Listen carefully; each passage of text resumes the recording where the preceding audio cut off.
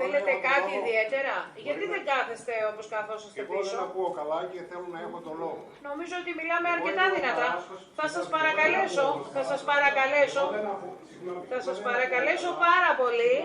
Μη με Χαίρομαι πολύ. Λοιπόν, Όταν ακούω Αλεξάνδερ, ναι, και τι σημαίνει αυτό? άκουσα από την κυρία. Λοιπόν, δεν έχετε το λόγο. Δεν έχετε το λόγο. Όχι, θέλω να περάσετε πίσω. Θέλω να περάσετε πίσω. Παρακαλώ, περάστε πίσω. Δεν σας επιτρέπει κανείς. Όχι, δεν έχετε το λόγο. Περάστε έξω. Θα περάσετε έξω αυτή τη στιγμή. Περάστε έξω. Αλεξάνδερ είμαι εγώ.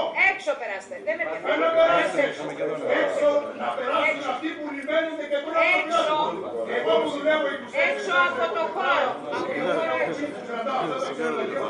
Σταματάμε για 5 λεπτά. Σταματάμε. Περάστε έξω, κύριε. Μα δεν συζητάμε το Αλεξάνδερ.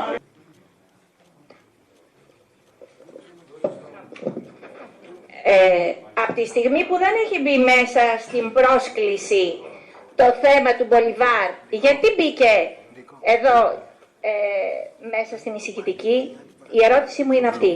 Και με βάση την αρχή της ανταγωνιστικότητας και της ισονομίας, όλα λοιπόν τα ξενοδοχεία έχουν την ίδια νομιμότητα και παρανομία.